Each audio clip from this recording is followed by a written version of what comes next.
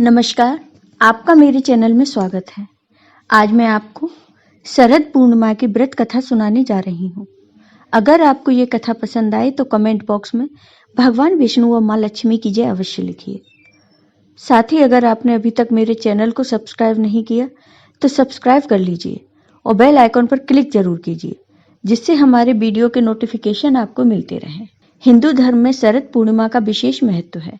मान्यता है कि इस दिन माँ लक्ष्मी साक्षात बैकुंठ धाम से पृथ्वी पर आगमन करती हैं।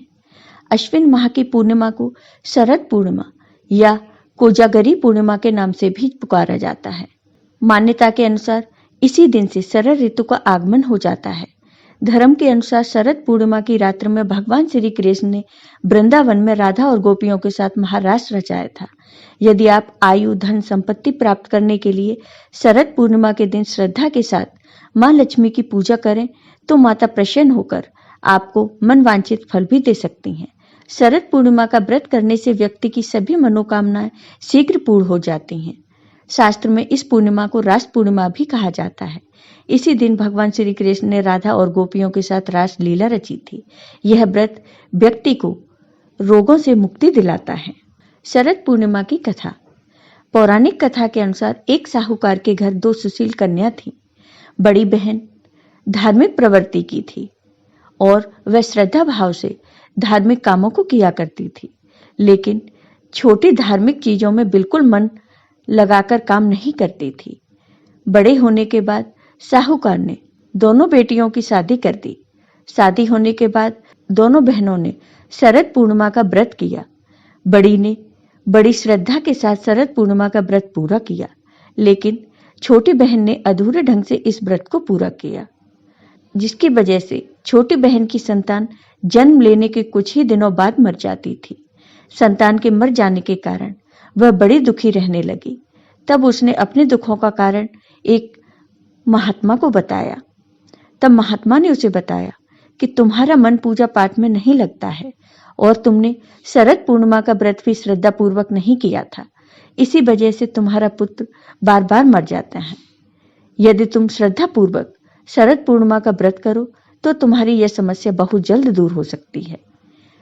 महात्मा का यह वचन सुनकर उसने तुरंत ही व्रत करना शुरू कर दिया, लेकिन फिर भी उसका पुत्र जीवित नहीं बचा। तब उसने अपनी मरी हुई संतान को एक चौकी पर सुलाकर अपनी बड़ी बहन को घर बुलाया और अनदेखा कर बहन को उस चौकी पर बैठने को कहा। जैसे ही बहन उस चौकी पर बैठने गई, उसके स्पर्श होते ही बच्चा रोने लगा। यह देखकर बड़ी बहन चौंक गई और उसने कहा, अरे तू मुझे कहाँ बैठा रही थी?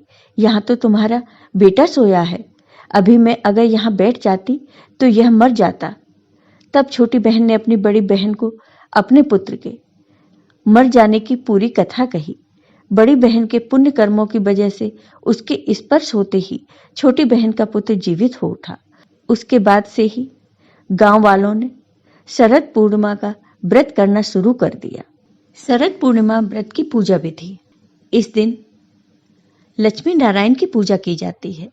इस दिन माँ लक्ष्मी के 8 रूप धन लक्ष्मी, धान्य लक्ष्मी, राज लक्ष्मी, वैभव लक्ष्मी, ऐश्वर्य लक्ष्मी, संतान लक्ष्मी, कमला लक्ष्मी और विजय लक्ष्मी की विधि विधान से पूजा की जाती है। इस दिन ब्रह्म मुहूर्त में उठकर सभी कामों से निवृत्त होकर स्नान करें और मंदिर को साफ करें। इसके बाद पूजा के लिए एक साफ चौकी में लाल या पीले रंग का कपड़ा डालकर माँ लक्ष्मी और भगवान विष्णु की तस्वीर या मूर्ति रखें। इसके बाद गंगा जल छिड़कें और फूल माला चढ़ाकर सिंदूर, रोली, अक्षत लगाएं। फिर सफेद या पीले रंग का भोग लगाएं। इसके बाद घी का दीपक जलाते हुए कथा पढ़ें। कथा पढ़ने के बाद आरती करते हुए आचमन करें। नारद पुराण के अनुसार इस दिन रात में माँ लक्ष्मी अपने हाथों में वर और अभय लिए घूमती हैं। जो भी इन्हें जगते हुए दिखता है उन्हें वह धन वैभव का आशीष देती हैं। शाम के समय चंद्रोदय होने पर चांदी, सोने या मिट्टी के दीपक जलाने चाहिए।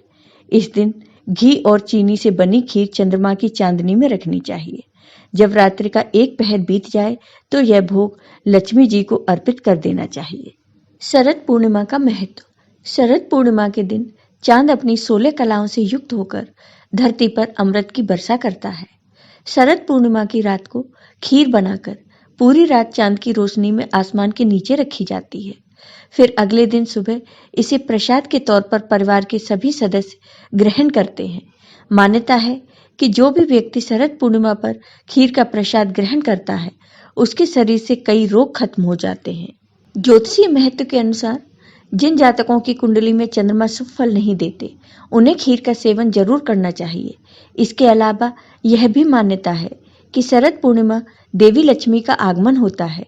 इस कारण से देवी लक्ष्मी को प्रसन्न करने के लिए इस दिन उनकी विशेष पूजा की जाती है। जय हो माँ लक्ष्मी की, जय हो भगवान विष्णु की। अगर आपको ये वीडियो पसंद आया हो तो कमेंट बॉक्स में कमेंट करके ज़रूर बताइए। साथ ही मेरे वीडियो को ज़्यादा से ज़्यादा शेयर करिए। धन्यवाद।